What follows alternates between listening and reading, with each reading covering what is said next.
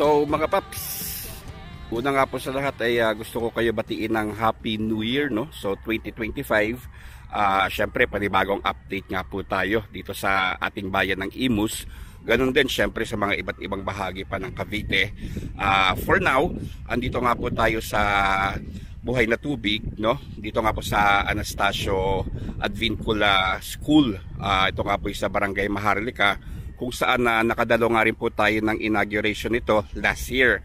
So kung mapapansin nyo nga po, yung building sa gawing kanan ay may pintura na nga, at siguro maaaring sa susunod na pasukan ay maaari na nga po magamit yan, on which dagdag classrooms na nangamon po yan, ano? So isa nga po sa prioridad ng ating local government unit dito ay maparami pa ang mga silid paaralan para nga po sa mga estudyante. At kagandahan dyan ay meron pa nga pong additional na 8 classrooms na kasalukuyan ginagawa nga po dito, no? Ito nga po yung Imus Integrated School. 4-story po yan na merong 8 classrooms. At yung ating pakay nga po dito is itong bagong tulay na ginagawa, no? Kung saan tatagos nga po ito sa mga iba't ibang barangay road. Palabas nga po ng Regata, no? Regatan, diyan sa may kung alam niyo yung Regatan Bridge, mga paps, palabas ng Anabu 1F, no? So ito nga po yung magsisilbing tulay niya, at ganoon din diversion road nga, no? From Barangay Maharlika, dito nga po sa may Buhay na Tubig, dire-diretso na nga po yung biyahe palabas naman ng Anabu 1F. Kung alam niyo yung kapihan sa bukid, diyan nga po siya babagsak, no? So malamang sa malamang gagamitin yung barangay road doon. At sa mapa nga po, no, meron nga rin pong access yon palabas ng Daang Hari, kung saan yung kasalukuyang ginagawa ngayon sa may Vermosa, yung sa tapat ng bagong bukas na mall, di ba, meron ng earthworks doon na kalsada. Malamang sa malamang ay maidurugtong nga rin po yan doon through the barangay road. Pero ang purpose niya po talaga is panabasin itong bagong kalsada na ito, diretso nga po sa may Anabu Road, dyan nga po sa Anabu 1F, no? So may tulay nga po doon, mga paps, yung sa may Imus retarding basin, or yun nga po yung isang diversion road pa na from Daang Hari to Patindig Araw, or yung Daang Hari Patindig Araw diversion road. Doon nga po ito lalabas, no? So ito nga po yung area niya. Later on sa video makikita nyo nga pa paglabas natin, palabas tayo ng Buhay na Tubig uli, no? But for now, papakita ko nga po muna sa inyo yung aerial shots nitong ating bagong tulay at diversion road dito nga po sa Imus. Ganun din silayan na rin natin itong ginagawang bagong 8 classrooms, pati na nga rin po itong existing pero bagong pintura na nga po itong second building nitong Anastasio Advincula School.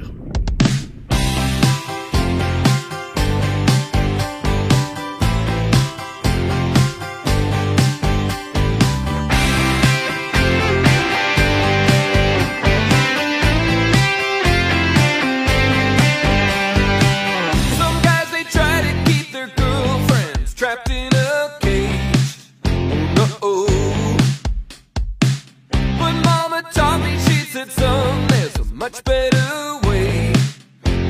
Whoa, if you give her space to bloom, she'll be good to you. She's alright with me. She can be anything she wants to be. She's alright with me. I can't wait to see her spread her wings. Could be a movie star, beauty queen, doctor, lawyer, anything. Long as she's by my side, girl, she's alright.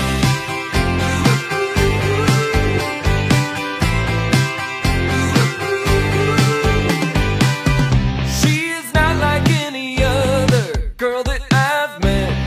Oh no. She is the queen of hearts and I'm placing all of my bets on her. 'Cause I know she's gonna win. And when they ask how I did it, I'm gonna tell them again. Oh, she's alright with me. She can be anything she wants to be. She's alright with me. I can't wait to see her spread her wings. Oh, she could be the next president, riding in her private jet, long as she'll let me fly. She's alright.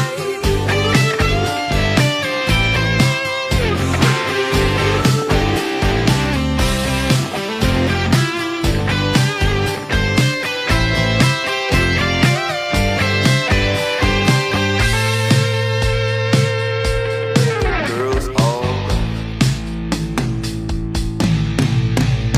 She's alright with me.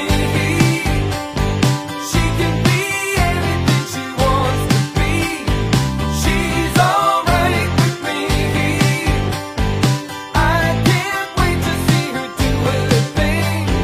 She's alright with me. Oh, she's alright. She's alright with me.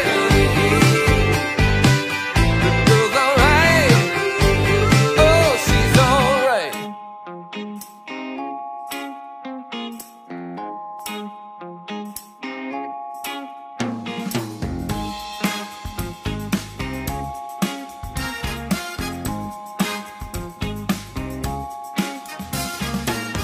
If it's the way that you feel, that's alright. You're just keeping it real. Out of sight, don't give up on the dream.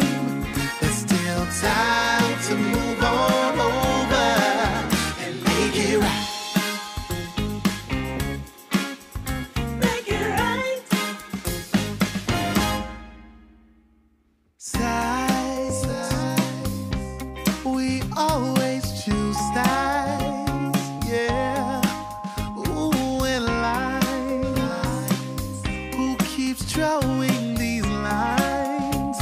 They only make us fight. If it's the way that you feel, that's alright. You're just keeping it real. Out of sight, don't give up on the dream. There's still time to move on over and make it right. We gotta make it right. Make it right. People, where are we going? And the children, what will we show them? There's still a chance for us to change and take us to a better place. Yeah, it's the way that you feel. That's alright. You're just keeping it real. Out of sight, don't give up on the dream. There's still time to move on over. Come on, it's the way that you feel. That's alright. You're just keeping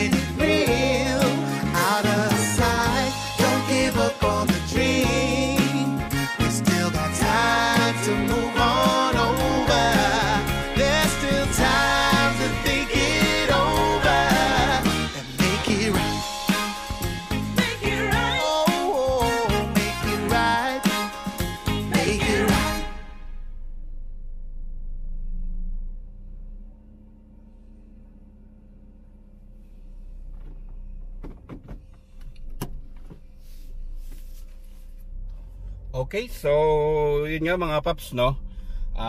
Nakita nga po natin sa aerial shots natin itong bagong tulay at bagong diversion road nga po na magkokonekta nga po dito sa Barangay Maharlika. Dito nga po ito sa may La Jolla Street, no, sa Buhay na Tubig.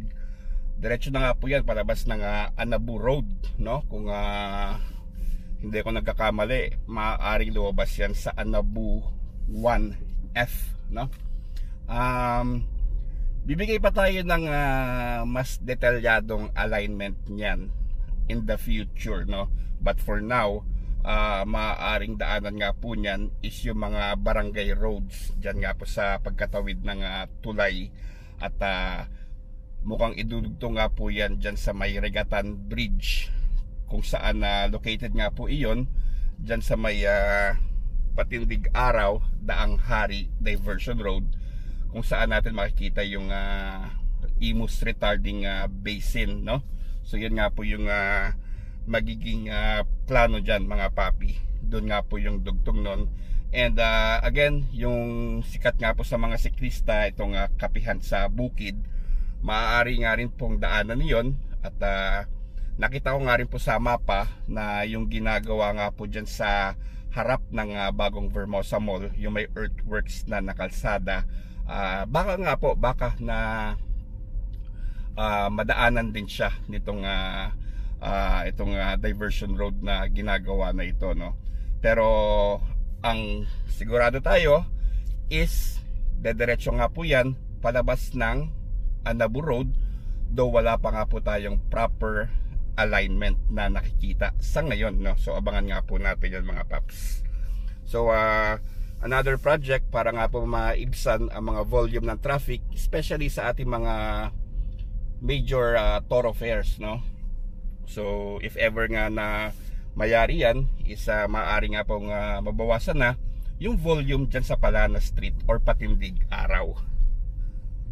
So itong ginagawa natin ngayon from Anastasio Advincula School, ito nga po yung parang subdivision na dadaanan niya palabas nga po ng La Jolla Street, no. Again sa Barangay Maharlika nga po ito, at yung diversion road nga po at yung tulay ay located mismo dyan sa Anastasio Advincula School, kung saan nakita nyo nga rin po na may pintura na yung mas malaking building. So mas maraming classrooms nga po ang mapaprovide nun, at meron na nga rin pong ginagawa pa na additional na 8 more classrooms, no, ang ating lokal na pamahalaan. So ito na po yung La Jolla Street mga papi, no.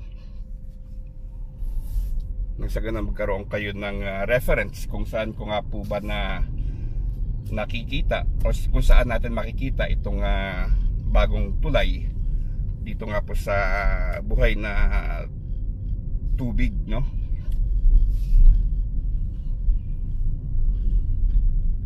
Para sa akin nga po itong La Jolla Street, isa nga po ito sa mga gustong-gusto kong lugar dito sa atin sa Imus. Maaliwalas, kita nyo naman, malawak, no, malinis, magandang environment. And then syempre kokonekta nga po ito sa La Jolla Bridge. Yung binuksan lang din yan siguro mga 2 years ago kung hindi ako nagkakamali. But anyway, yun nga mga paps, no. Sana nga po nag-enjoy kayo dun sa inyong bakasyon itong nakaraang bagong taon, no. Nung nasa Quezon Province kami, umuwi kami ng January 1 ng gabi dahil nga may pasok ng January 2, di ba?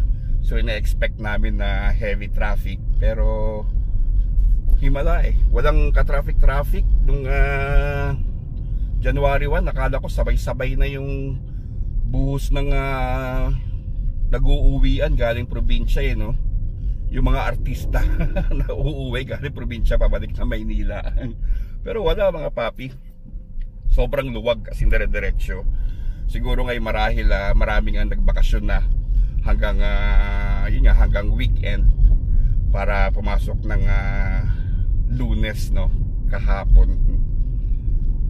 Going back, sige nga po, marami tayong bagong updates na ipaprovide sa inyo particularly syempre dito sa ating bayan ng Cavite at syempre dito sa ating lungsod, no, ng Imus City.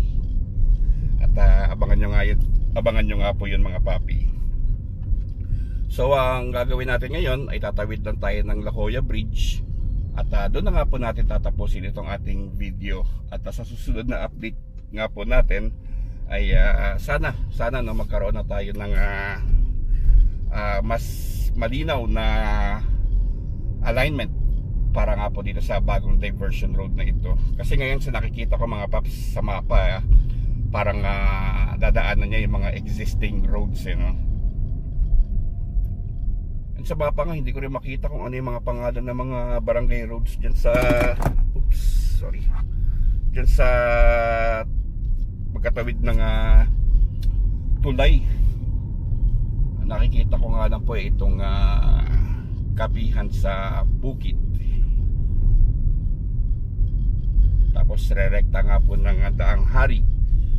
At yun nga po yung isa dyan sa Regatan Bridge dyan sa may Anabu. So after ng Regatan Bridge, yun na nga, Anabu Road na yun, parteng Anabu 1F. So ito mga paps, naandito na nga po tayo sa La Jolla Bridge, no? At yung sa harapan nga po natin, dyan na nga po yung Palana Street or ang Patindig Araw. Ayun, so mga paps, naway samahan nyo nga po ko ulit sa ating mga panibagong updates ngayong bagong taon 2025. At again, Happy New Year nga po sa ating lahat mga papi. And I'm sure mas maraming mga proyektong matatapos ngayong taon, ano, na ating magagamit na at masisilayan. So hanggang dito na lang mga paps. Maraming salamat po.